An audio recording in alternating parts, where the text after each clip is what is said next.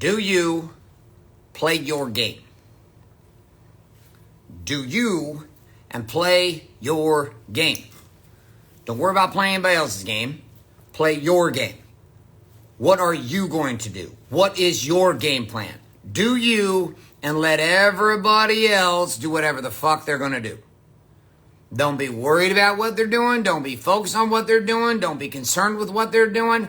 The greatest competition is with yourself. But this becomes challenging because it's tempting in different situations to feel tempted to worry about what somebody else is doing next to you, which then fucking changes things and fucks things up with what you're doing. You have a plan, you see somebody else doing something, then you think your plan sucks, so then you think you need to change your plan. You're changing it all the time. Let me give you an example. Let me tell you a story. So last year in May, I was sitting in Miami with my wife, and we had a bet. We shook hands on this and wrote a contract down on a napkin while drinking tequila. Here was the bet. I'd gotten into plant medicine in March of 2022, and I wanted my wife to do a medicine journey with me. She was like, hell no, never doing it. My wife had gotten into fitness competitions and bikini competitions about 4.5 years ago after the birth of our fourth child. And then she did 2 shows, one right after, one when she was pregnant with her 5th child, and then she did a 3rd one after our final child when I got snipped and we're done. So she had been wanting me to be in the fitness world, and I was like, I surf. I don't give a shit. I'm 190 pounds. I don't care about muscle. And she's like, well, I love your medicine journey, but you know what? Go fuck yourself. I'm not taking any of those drugs with you. You're on your own. So there we were, both of us in a dilemma. Both of us want something from the other person. So I said, here's the deal. I'll do a fitness competition, a physique competition, if you'll do a medicine journey with me. And she agreed. We shook hands on it. We wrote that shit down on a napkin, and it was contract. So the next morning I wake up and I go into action. I find the fitness competition I was doing was called the Warrior for MPC Muscle Contest here in Orange County in Southern California. They're the biggest ones out here. I signed up for a competition in October. This was in May. I reached out to my wife's trainer to find out who I could get as a trainer. How do I get my program? I don't know anything, because that's what I do. Anytime I'm going to learn something new, I go hire people who know how to do this shit, and then they give me the game, right? They show me what to do. They show me how to do it faster, right? And this game and this experience is how I win all the time. I want to do something new. I go hire people who already know how to do it, and then they help me learn how to do it faster. So I get all this in play. My wife wakes up. I'm already moving. I got a coach. I got a nutritionist. I got an event I'm signed up for. I'm pumped. I'm excited. She's waking up, ready to have some coffee. I've been up for hours. And I said, babe, good news. I've already got myself a coach. I've already got myself an event. I've already got myself signed up. I'm ready to do this fitness competition. It's happening in October. I've already talked to the medicine facility where I go for my plant medicine journeys. They're ready to take us on as a couple. And she said, yeah, no. No, I'm not doing that shit at all. So if you want to do this fitness competition, you better do it for yourself, not for me. So then I was in a dilemma for about 6 hours because do I really want to do this? Do I not really want to do this? And I made a decision to do it for myself. So then I took it on. And for 5 months, I went crazy. People give me shit. Oh, yeah, it wasn't because you only got the gains because you had steroids. I'm like, yeah, I cycled. I used Anavar. I used HGH. I used testosterone. I was already taking testosterone. We just took a little bit more testosterone. I've been off Anavar and HGH. I lost probably about 3 pounds since my fitness competition, since the time I competed in October. Now it's in January. I'll go back on a cycle right now, getting prepped for another competition in April. So I'm back in the game. Back in the game. You know what we're going to do? I'm going to do something real quick. Hold on. I am going to block this guy. I'm just fucking tired of seeing his comments. There we go. There we go. Sometimes there's some people come on here, I just don't give a fuck. They make stupid comments the whole goddamn time I'm doing lives. And it just fires in there with just stupid fucking comment after stupid fucking comment. They don't ever have a profile picture. They've always got some kind of pumpkins and puppies and bullshit sunset photos, talking shit and saying stupid shit. I'm like, get the fuck off my page. I would never let you stand on my front porch when I'm telling a story and tolerate this bullshit. Why am I tolerating it now? Now that that's handled, let us proceed. Anybody else who wants to be fucking stupid, don't worry, I'll just block you too, because I can. Go talk shit on somebody else's page. So I'm sitting in this decision, and I make the decision to go. And now I've got this opportunity to pursue something new for me. So I smashed this thing. Smashed the shit out of this. Like, it was the most fit I've ever been. You can see pictures of me. People are running their mouths about me posting my my post-competition photos. What is this, like a Playgirl page? Blah, blah, blah. What is this? You're so vain. You're so this. You realize people talk shit about my cars. They talk shit about my house. They talk shit about my fitness. They talk shit about my marriage. They talk shit about my business. It doesn't seem to matter what you do. People are going to talk shit about whatever you do. If you're fat, they're going to talk shit. If you're fit, they're going to talk shit. If you're rich, they're going to talk shit. If you're broke, they're going to talk shit.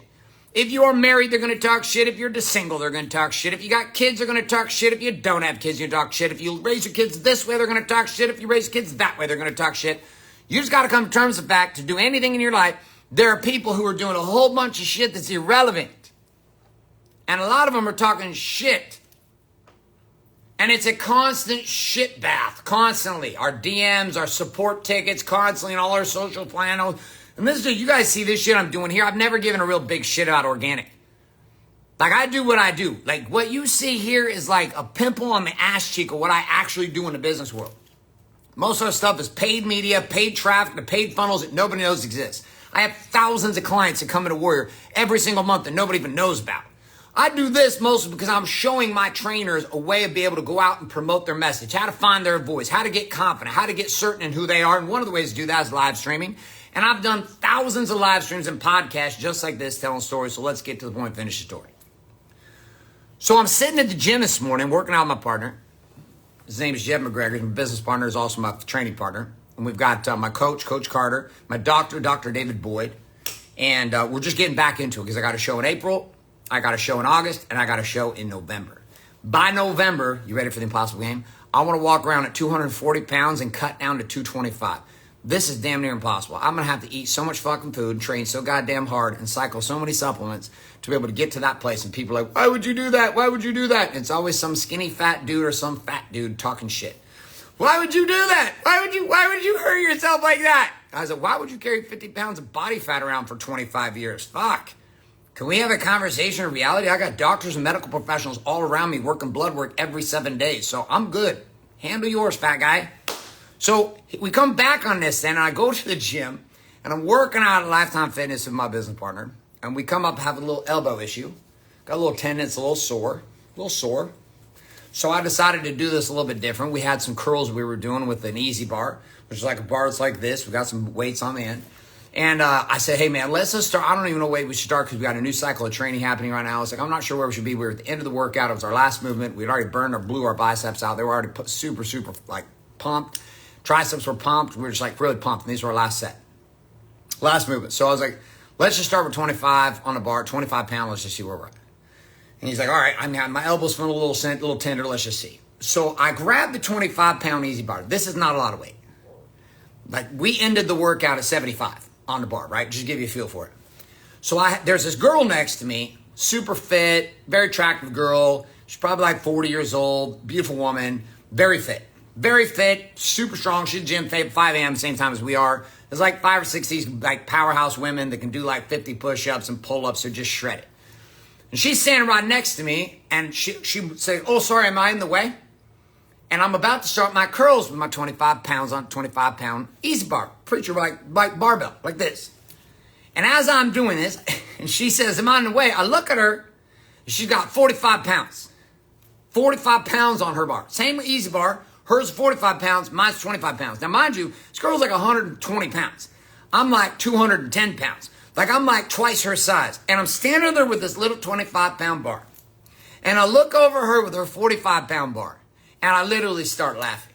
And my ego loses his shit. He's like, you need to put that fucking pussy bar down right now and go get yourself a real weight. This is ridiculous. Look at this. This girl next to you, this girl, you outweigh her by twice as much. Look how much she's lifting. What's wrong with you? And I started for a minute to put the bar down and I had to remind myself, stay in your fucking lane, dude. Stay in your fucking lane. It's not, who cares what she's lifting? Even though your ego is getting so ding-dong in the brain, like you're getting so pinged by your ego that you should be lifting more because the girl next to you is lifting more than you. If the one thing I've learned in bodybuilding since last May is this, heavier weight does not equal bigger muscles. Just in case you're wondering. Because it doesn't mean you're engaging the actual muscle that you need to engage. And a lot of the way I was trained to lift as a football player, as an athlete, as a CrossFitter, all those things here wasn't about form of building muscle. It was about moving weight from point A to point B. Bodybuilding has nothing to do about moving muscles or weights from point A to point B. It has to do with building a specific muscle a specific way. Has nothing to do with it. And I will tell you, I've lifted lighter weight in the last 6 months than I've lifted my entire fucking life when it comes to the gym. And my muscles are bigger than they have ever been and more defined than they've ever been. People are like, how's that possible? I was like, I don't fucking know. It's like people think you need to eat less to get fitter. Not true. You need to eat more to actually build muscle and grow more fitness. People are like, well, you're going to get like girls thinking, I'm going to get too muscly, I'm going to look like a dude. The muscle growth makes you look more fit and more feminine. Softy aerobics girl or softy yoga girl, not all yoga girls that way, I'm not talking all yoga girls. It's just different. So there's these stories we have. But this was brought up one more time for me to just realize there are so many times in the past for me where the situation would come up where somebody's doing something that appears to be better than me. And then I would feel stupid about what I was doing. And then I would change what I was doing to try to do what they were doing, only to leave my plan and start doing their plan. And then what would happen? Now I'm not in my lane, I'm in their lane. And now because I'm in their lane, I'm fucking losing. Because I'm not doing me. I'm trying to do them. I'm trying to be them. I'm trying to operate like them. The principle is really, really simple. Do you and win. Do them and lose. The end. Do you and win. Do them and lose. So the challenge with social media is you get to look all around all these people. My kids get to look around at all this reality, this fantasy and reality at the same time. When I was growing up, we didn't have all this. We didn't have the ability to look around at all this other shit going on. I didn't have comparisons like who was in my high school, that's who I knew. Now from a cell phone, these kids can see shit all over the globe. So they get all these stories, all these other opportunities and keep leaving their lanes. And adults are no different. Oh man, I should be here, or I should have a better wife, or a better husband, or a better business, or this, and I've watched successful, very successful men. I'm talking men that make $4 to $5 to $6 million a year take home, who will come to me and sit in my room, at my house, at my offices, in my training facilities, and when no one's around, will tell me the following. This has not just happened once. This has happened 30, 40, 50 times in just the last 2 years. They will lose all their confidence and all of their certainty. Even though these guys are making $4, $5 million a year, I'm not saying revenue, fuck revenue. I'm talking take home cash after taxes. And they will sit there and feel like they are worthless. They're not doing enough. They're not doing it right because they looked left and they saw somebody with 45 pounds on the bar and they looked down and saw 25 pounds on theirs and they felt stupid. Now, to continue the story, we continued with my plan doing barbells today. We went from 25s to 35s. She had the 45s, so we couldn't go to the 45s. So we skipped and went to the 55s and the 65s and the 75s. And we went with the drop set on the last set from 75 pounds at 10 reps. And then we drop set it down to 20 reps at 35 pounds and then finished our sets. So the crazy part is if you stay in your game, most of the time you're going to end up at the 75s while the person next to you, they're at their max at 45. But you're stressed out because you're at 25s and you want to compare yourself to the 45s, but if you just stayed in your fucking lane, you'd be to the 75s and you'd win. This is why I'm the worst social person ever. I don't fucking know anybody. I go to big networking groups and masterminds and parties and people come up and be like, oh, you know so-and-so? I'm like, bro, I don't know who you are. They're like, what? And you can tell in their eyes, they're almost offended because they're like, how do you not know who I am? I'm like, blah, blah, blah, and I've done blah, blah, blah, and I've done blah, blah, blah, and I got bajillion followers on TikTok. And I'm like, I could give a fuck who you are. Nice to meet you. I'm Garrett. They're like, yeah, I know who you are. I was like, I do not know who you are. Sorry. Not sorry. Then I'll get introduced to another person. Big podcaster, somebody that writes a whole bunch of fucking cool books. #1 by New York Times bestseller, which doesn't really mean jack shit anymore. #1 New York Times bestseller. And I don't know who they are. My wife's just as bad as I am. And we'll walk up, we introduce, we're like, hi, great to meet you. We'll be sitting at tables with billionaires and people who make a fuck ton of money that I should know, according to the world that I should know, but I have no idea who they are. And the funnest part is this. Because I don't know who they are, I don't put them up on a pedestal. I don't treat them as better than me or less than me. I just treat them as human beings. I don't give a fuck what you've done. Show me who you are right now. And I've built more friends and more relationships in a deep way with more real people on my text message who message me back and forth, most of which will come back and see this shit. They never comment. They never do shit. They just text me afterwards like, bro, I really like that live. These guys and gals do big shit in the world of business and life. But the reason they connect is because I'm a guy that stays in my lane. I don't give a fuck what's on your bar. Well, this morning I had a little reminder of that. Because this morning I was feeling quite inadequate. Holding 25 pounds on my easy curl bar, looking at Hottie with the body to my left, who's got a 45 pounds on her bar, and she is repping the fucking shit out of this, dude. Like 12 reps, just perfect form, with a little bungee around her quads, keeping her glutes engaged the whole goddamn time. She's an impressive athlete, not gonna lie. But it didn't matter. She's not trying to be 240 pounds. She doesn't have injured elbow. She doesn't know my plan. She doesn't know what my coach is. And she's not putting 75 on the bar. That's for sure. Yes, I'm comparing myself to a girl. I should be stronger. That's why I was such a mindfuck when I had 25 and she had 45. I was like, what the fuck? She turned to look at me after she put her weight down and she smiled and I went like this. Impressive. She started laughing. I was like, no, seriously, it's impressive. And like 7 or 8 other guys around me all said the same thing. They're like, yeah, that's impressive, dude. Good job. So here's a question I have for you. Where in your world right now, across body, being, balance, and business, with your body and your fitness, dealing with your being and your spirituality relationship with God, dealing with balance, your relationship with your wife, your husband, your kids, and your business, your game of making money, where in your world are you currently stuck getting out of your lane and your plan because you keep looking left at somebody else's plan and it makes you feel stupid that you have your plan? Where? Is it in your body? Is it in your being? Is it in your balance? Is it in your business? Where's it at? Second question with this. When you identify that area, what can you do today to get yourself back and refocus into your lane? Because you might be at 25s right now, but pretty soon you're going to be at 75s. And it won't fucking matter. But if you're distracted by the 45s, you're not going to get to the 75s. I built my financial empire and my businesses and the movement I lead here at Wake Up Warrior by staying in my lane. I didn't give a fuck what anyone was doing for the last decade. I knew what God had asked me to do. I knew what I was called to do, and I did that. And every day I woke up and I focused on that. And I built and I built and I built and I built and I built. And the competition was me against me. Me against me. Me against me. I didn't give a fuck what anyone else was doing. People are like, you shouldn't compete in that fitness show. It's a pro bodybuilding show. It's like too much competition in each category. You should go over to this one. It's easier and get medals. I was like, I don't give a fuck about a medal. I saw a version of me at 225 pounds, pure shred, less than 3% body fat in a plant medicine journey. I saw this version of me. I'm going to go build this motherfucker in real life. I don't give a fuck about C-Bum or anybody else. Good for them, 5-time Mr. Olympia. I don't give a shit. You've been trained professionally 14 years. You should be assassin. But the reason I'm so good at what I do is because I stayed in my lane. Now, many of you are struggling. Not only staying in your lane, but you're struggling because you don't have the tools to help you stay in your fucking lane. And half of you don't even know what lane you're in. You're just floundering, wasting 3 hours a day on social media, no idea where you're going. And I get it, because a lot of people that come to Warrior are in that same place. Like, same place. What was the plant medicine?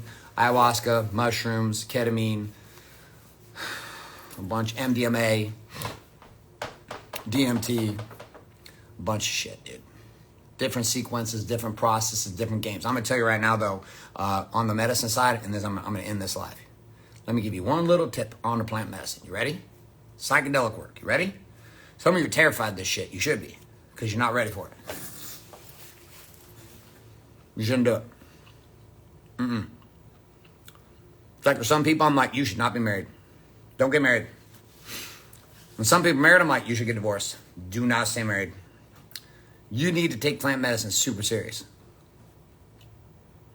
Don't be woozled and boozled by all this shit you see going on. People flying down to Costa Rica and hanging out with 75 people they don't know while going deep into this ayahuasca medicine with a bunch of shamans they don't know. There's some dark, dark, dark shit in the psychedelic world. Dark. I know some people who've gotten fucked up. I've known high-level producers who've gone into psychedelic work with shamans they did not know, with people they did not know, with medicines they didn't understand, who have lost completely their confidence to produce. I swear to God, they got embedded with dark energy, dark demons, shit inside their soul that has stripped them of their confidence. I had to bring them to my guys to have them fucking fixed. So if you're going to do it, don't just get on a plane and fly to some fucking country you don't know with people you don't know in a room of 75 other people trying to deal with their trauma. Don't fuck with that. And this is when everybody says, well, Garrett, where should I go? I'm not telling you. This is one of the things that you're going to have to just, when you're ready to find it, you'll find it. I should say, it'll find you. But I would tell you this about psychedelic medicine. There's drugs, there's medicine, and there's sacraments. Those are three different things. The crazy part is, someone could take the same grams of mushrooms, 3 grams of mushrooms. You could take it and be high as balls with your friends, run around, and your faces are changing shapes. Drug. You're just fucking around. There's a price to pay for that. That's where bad trips come from. People who are fucking around with medicine they shouldn't be fucking around with. 2, medicine. Medicine is when you use these things to heal trauma from the past. All of you are fucked up, me too. Some of you more fucked up than others. Right? A lot of what I've been working on was being sexually raped and assaulted by my uncle when I was 6. Fucked me up. Bad. Like, real bad. And like a guy, I shoved that shit down most of my life. Didn't talk about it. Who wants to talk about being 6 years old, sucking a grown-ass man's cock while being punched in the face? Who wants to talk about that shit? Nobody. Nobody wants to talk about that shit. Who wants to talk about getting raped when you're 6 or 7 years old? Nobody. Particularly if you're a fucking guy.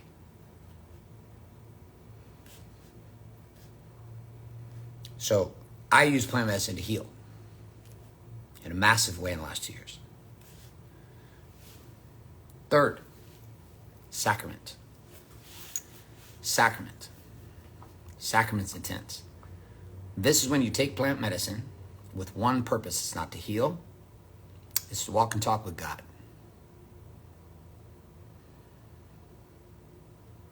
That's where the most beautiful and profound process of psychedelic medicine can help people. Help them heal and help them commune with God. Because see, once you can feel what that communion feels like, you can come back into and use tools like we have here at Warrior, like the stack, meditation, and you can have that experience without having to take psychedelic medicine. The point is not to take the medicine. The point is to become the medicine. God created all the plants on the earth. Everything. Psychedelics are just as spiritual tools as anything else that we have available to us. God created them, all of them. If the resource was here on the earth and we created with it, guess what? God put it here for us to do shit with it. But most people have made it a fucking drug. And so I understand why people are scared of it. Do you know most Christians I know are terrified of meditation? It's wild, because like I would say I'm really, really just stepping into the Christian game. I don't think until the last month I've been willing to say I'm a Christian, because I don't like a lot of what that means to people. They hear that and they're like, oh God, you're a happy clappy from some non-denominational church. It's just fucking scripture quoting happy clappy pussy. And I'm like, that's not me, dude. I was like, but I will say this, that this conversation of God and this conversation of Christ is as real as it's ever been for me in my whole life. And people will hear me and I'll talk to Christians, or like meditation's evil. I'm like, how is that possible? Where do you think Jesus was going every time he retreated from his people? He went to the mountains to go meditate and commune with God. How did you get it so twisted that meditation and visualization is something for just Hindus? Where do you think Jesus went for 20 years? 20 years gone. Why do you think wise men from the East came to visit him? Do you realize that there are documented storylines and narratives in Indian, Persian, Egyptian lineage, scripture written, the Dead Sea Scrolls that speak about this Christ character, this Jesus? So we like to pretend we know. And then we put a little box around God and we say, God can only do this much. And then we compare ourselves to people around us. That's why I say medicine work is not for everybody. It's not. There's a lot of people who don't need it at all. There's a lot of people, I don't care how many times you read the Bible. I don't care how many times you go to church. I don't care how much tithing you give. I don't care how many worship songs you listen to all day. I don't care how much time you journal. Without medicine work and without tools like we have here at Warrior, like stacking and tracking, you're fucked. You'll live and die and have never experienced the communion of God. Ever. Now that I've tasted it, I can never go back. I can never go back. There's no going back. I die before I go back. And this is what the message is now. Warrior has one specific purpose: to bring men and women to God.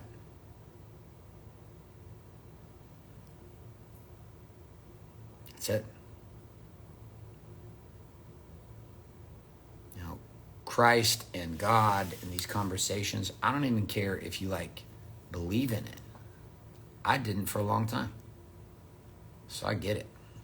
I actually talk shit. So I get it. Like a Saul to Paul story. Yep. The good news is God has said nothing to me about not saying fuck, because I really like to say that word.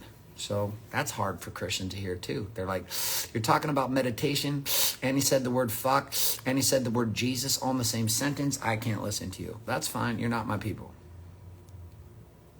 Go listen to a pastor who doesn't cuss. Go listen to a pastor who doesn't talk about plant medicine. Go listen to a pastor whose worst thing he ever did was go to porn when he was 17. Trying to give you counsel on life and how to live. Hopefully that worship song keeps you on your feet for 45 minutes and has you singing really, really good, and so you can feel inspired just to give more money for the building fund. They're doing their best. But there's a new breed of man and woman coming into the game right now. One by one, they're all around me, being converted to Christ. He's getting hold of this game. If the church could have got it done, it would have got it done. And so he's reaching into the entrepreneurial space. And he's grabbing a hold of entrepreneurs, men and women, power producers with money, influence, and power. And we're not against the church. We're with the church. We're supporting the church. But we're going to eradicate the bullshit from the church too. Because you can't buy us. We don't give a fuck. We don't ask for tithing. We just run for-profit companies. And in those for-profit organizations, it gives us the influence and ability to do whatever the fuck we want. What's interesting is the fact that the entrepreneurs are what fund 90% of what happens in any of these churches anyways. 80% of the people who come to church donate nothing. They use the donuts, the coffee, the kids' care, and the events. They praise and worship every Sunday, and they give nothing. They don't even help set up the fucking chairs or take them down under the tent. And that's okay. But the game's going to flip on its head real quick. You're going to see. Just watch. Just watch as I lead a legion of warrior trainers, hundreds and hundreds of them, to lead and liberate thousands and thousands and thousands of men and women this year. And those thousands and thousands will become millions over the next 2 years. I would love to show you how to use these tools for free. You don't have to pay me anything. You can get full access to all of them for free. If you go to attackwithastack.com, you've got to put in a little HTTPS //attackwiththestack.com to get to the right link. You got all fucked up somehow. My teams are trying to fix it. So if that's the case, great. Now just type that in. https://attackwiththestack.com. Maybe they fixed the link already and attackwiththestack.com is working. Either way, go. Let me help you for free. 30 days. Go test it. Try it out. Use it all. Test drive it all. Use it all and decide for yourself if this is something that can help you. There's a reason why I have churches all over the country clamoring to use this tool, and why I have entrepreneurs and coaches and trainers from all over the marketplace now coming to partner with me with Warrior. Because for the last 6 years, I saw one simple thing. It doesn't matter if you wake people up.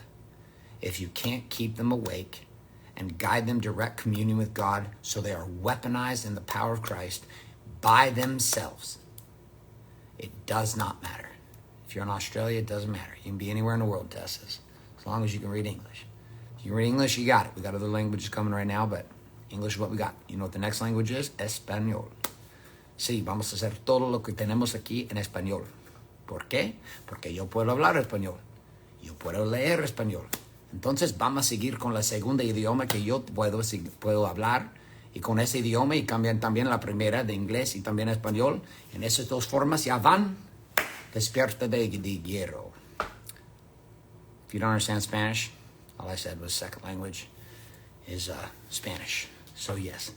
Yo soy un hombre que puede hablar 2 idiomas, leer 2 idiomas, escribir 2 idiomas, hacer los señales de teléfono en 2 idiomas. But, guess what?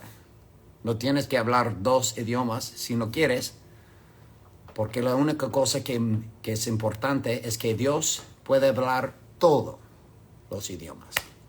God's got everybody.